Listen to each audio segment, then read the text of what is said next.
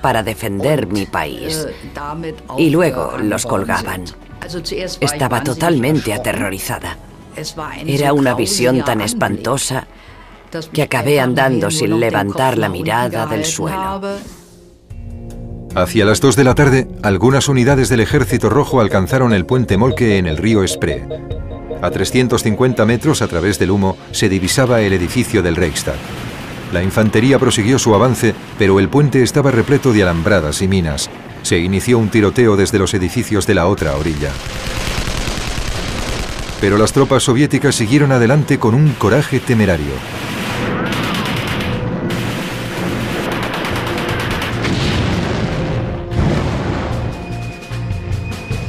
Mientras sus tropas luchaban y morían en las ruinas bajo las que él se escondía, Adolf Hitler procedió a nombrar a su sucesor y a dictar su testamento. Y en una extraña ceremonia se casó con su amante, Eva Braun. El Tercer Reich vivía sus últimas horas. Entre los edificios del corazón de Berlín, destrozados por las bombas, ambos frentes se preparaban para el capítulo final de la Segunda Guerra Mundial en Europa.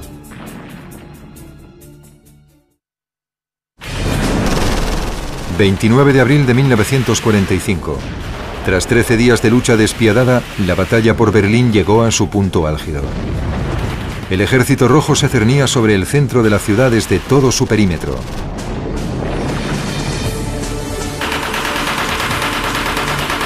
El Tercer Reich, que había llegado a abarcar más de 600.000 kilómetros cuadrados, había pasado a ser apenas una franja de tierra de 11 kilómetros de largo por 3 de ancho.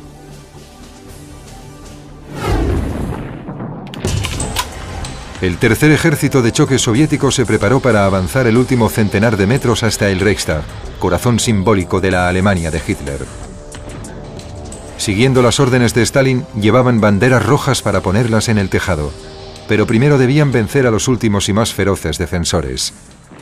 Al alba, los aviones soviéticos de reconocimiento despegaron para comprobar las posiciones de sus tropas. La ciudad de Berlín estaba cubierta por tanto humo que era como volar entre nubes. Podía ver soldados soviéticos, tanques y artillería, y sentía el olor a quemado. Todo parecía estar entre llamas. Desde ahí arriba era como sobrevolar el mismo infierno. Frente a las tropas soviéticas se encontraban los edificios del gobierno que rodeaban el Reichstag. Los separaban solo los árboles y la maleza de las 200 hectáreas del parque Tiergarten. Pero los apacibles bosques que tan populares habían sido entre los berlineses durante 200 años se habían convertido en un auténtico infierno de árboles astillados y trincheras.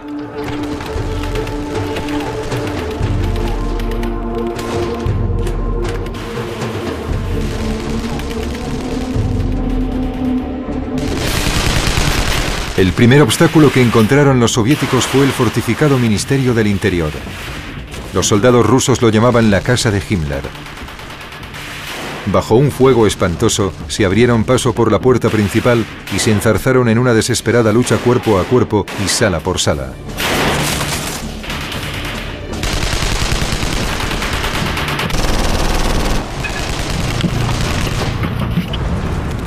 En la calle, los tanques soviéticos se convirtieron en presa fácil para los escuadrones alemanes. El hombre que tenía a mi lado tenía un Panzerfaust y trepó a un montón de escombros. Yo me quedé junto a él. Cuando el tanque ruso se puso a tiro, a una distancia de unos 9 metros, disparó. Oímos los gritos de los miembros de la tripulación, que debían estar envueltos en llamas. El comandante del tanque intentó abrir su ventanilla, pero en cuanto salió fuera, 5 de nosotros disparamos nuestros rifles hasta que se desplomó en el suelo. Esa fue la única vez que disparé contra un hombre en toda la guerra. El 30 de abril, la caótica batalla por la casa de Himmler prosiguió durante toda la noche. Animadas por los deseos de sus comandantes de ver la bandera roja ondear sobre el Reichstag a tiempo para las celebraciones del 1 de mayo en Moscú, las unidades soviéticas sufrieron bajas espantosas. Cuando finalmente cayó la casa de Himmler, las tropas de asalto intentaron tomar el Reichstag. Pero en campo abierto, cayeron víctimas de los potentes cañones de una de las torres antiaéreas. La artillería soviética inició entonces un tiroteo para intentar cubrir a los tiradores rusos que avanzaban. Era aterrador, porque el ejército ruso estaba tan cerca que su artillería podía alcanzar fácilmente la Königsplatz, el Tiergarten y el Reichstag. Pero en medio de ese huracán de fuego, aún podíamos disparar a algún soldado con nuestras pistolas. A menos de 2 kilómetros al sur, el ejército del general Chuikov también había conseguido abrirse paso. La batalla ahora se desarrollaba alrededor del edificio de la Cancillería del Reich. Gisela Stange tuvo que salir a las calles destrozadas por los bombardeos. Teníamos solo una cosa en mente: llegar hasta los heridos, cuidar de ellos y asegurarnos de que llegaban a las enfermerías para poder atenderles. Eso era al menos lo que yo intentaba hacer. Hacia las 3:30 de la tarde, los soldados de Stalin estaban casi encima del último escondite de Hitler, el búnker subterráneo. Incluso en su propia locura, Hitler sabía sin embargo que el tiempo se le acababa. Mientras que Eva Braun, su esposa, durante 24 horas se envenenó con cianuro, Hitler se disparó un tiro en la cabeza.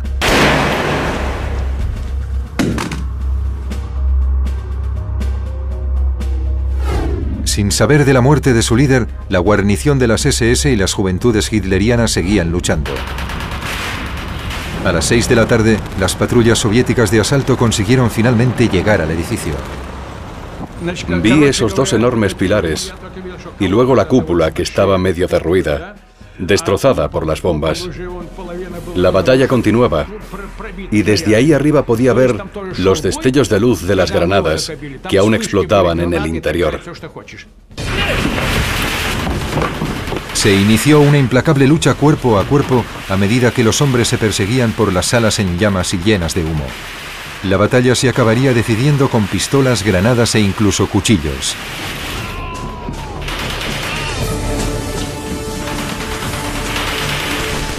Un pequeño grupo que llevaba la bandera de la victoria número 5 se abrió paso entre los laberínticos pasillos.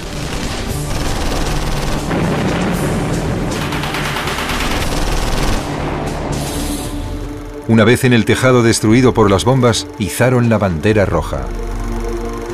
Días más tarde, la colocación de esta bandera se repitió para las cámaras.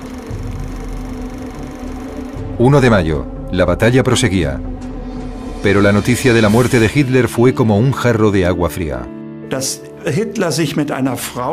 El hecho de que Hitler se casara y que luego se suicidara realmente acabó con toda mi fe en el Tercer Reich. Yo creía sinceramente en nuestra victoria hasta el último segundo, por muy tonto que pueda parecer.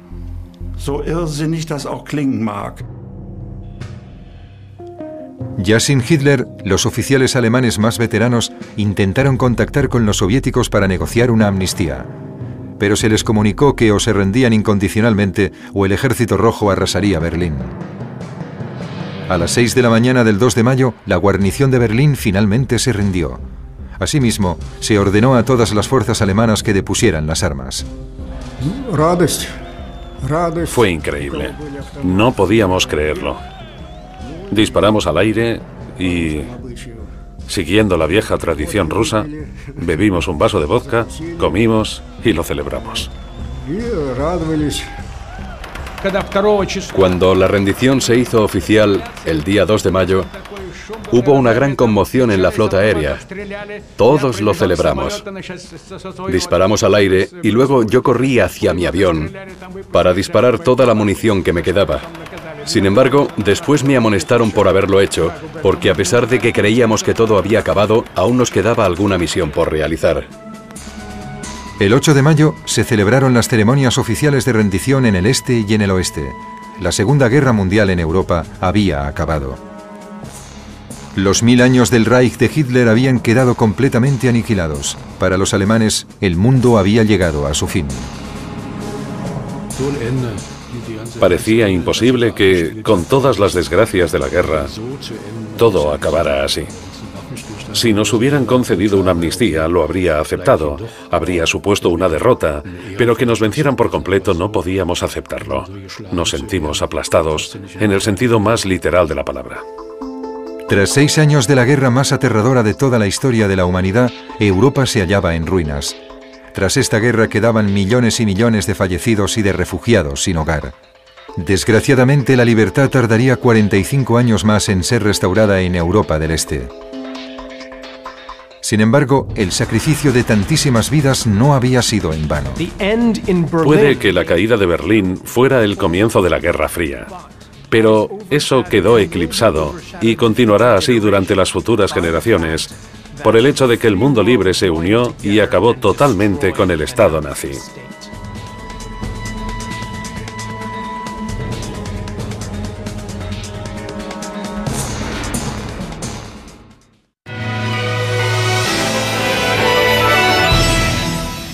Con su amante, Eva Braun. El Tercer Reich vivía sus últimas horas.